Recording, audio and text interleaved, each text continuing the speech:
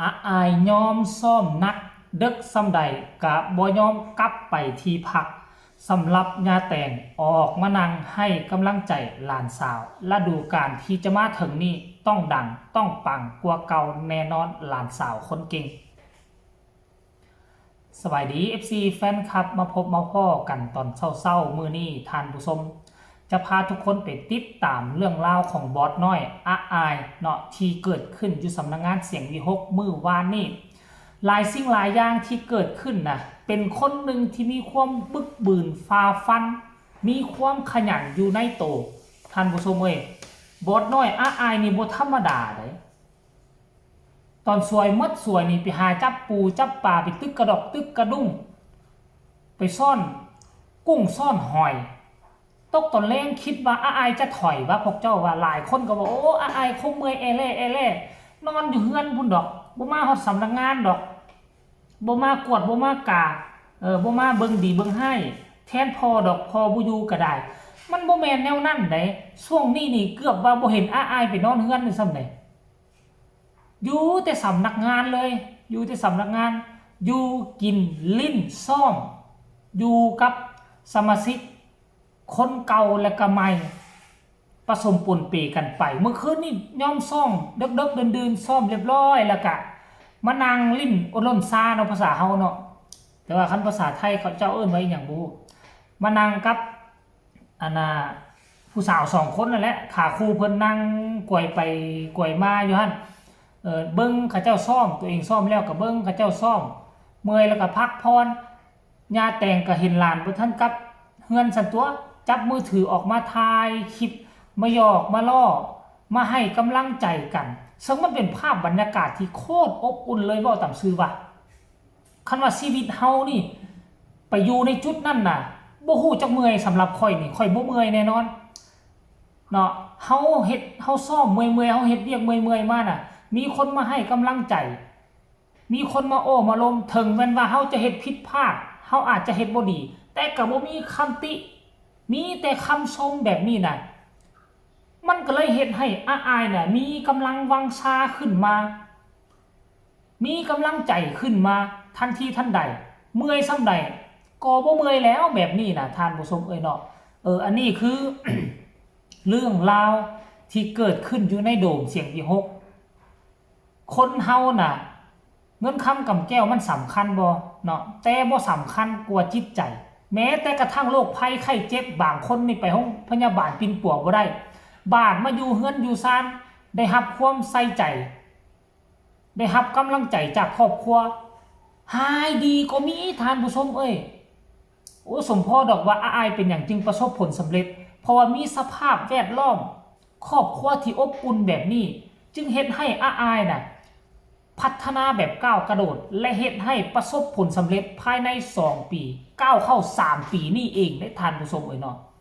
เรื่องราวจะเป็นแนวใดเมื่อคืนนี้จะอบอุ่นขนาดใดเชิญทุกคนไปชมคลิปจากญาแต่งสะก่อนแล้วจังมาพ้อกันในช่วงต่อไปเชิญชมเลยทุกคนเด็กอะไรมาซ้อมตอนนี้5 ทุ่มแล้วเนี่ยคุณน่ะยังไม่รู้เวลาในการซ้อมค่ะยังไม่โดนเข้า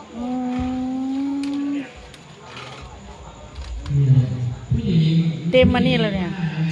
เต็มอูเลยน้ำตาลยังไม่เต็มเนี่ยนั่นอันนี้เต็มอัดยัดเลยเนี่ยแน่นมาก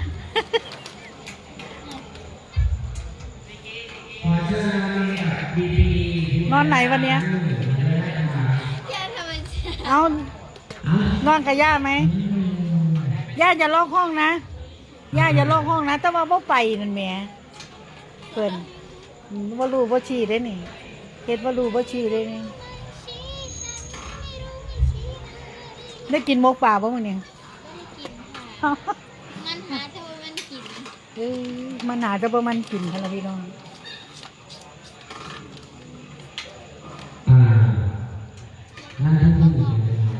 ฮะ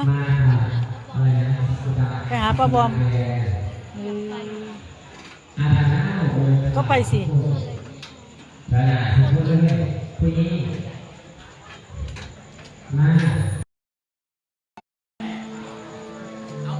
เฮ้ย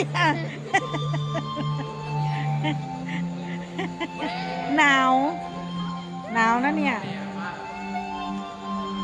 เพิ่นเขินเด้นี่เพิ่นเขินไผผู้นี่มาหยอกเขานี่เพิ่น เปิดผู้ใหญ่ละ เพิ่นเขินสาว พลิง ไอเต้นเคยเห็นไหมเขาเห็นเต้นอยู่ ยาลำนอนยัง เคยเต้นอยู่ ออกมาแล้วย่าก็ถามว่าไป จะ ไห ไป น ไหน ใช่มันก็เลยบอกว่าไปเล่นว่าวพักเล่ากับแล้วแต่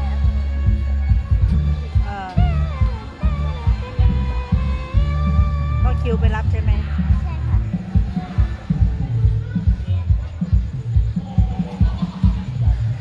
ตัวไม่น่ารักก็เข้ากับการความรักอยากให้สุดท้ายอีกนิดจะกินกระถิ่นเกินไป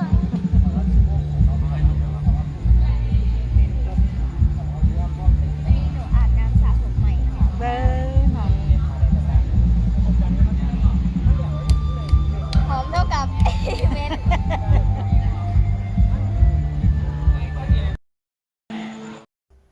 ถึงแม้นว่าช่วงนี้อาจจะบ่เห็นยายลำอาจจะบ่เห็นยาลำเข้ามาสำนักงานเสียงดีฮกแต่ว่ายายลำเพิ่นก็อยู่บ้านอยู่ซ่องแหละช่วงนี้นี่ถือว่าใกล้แล้วได้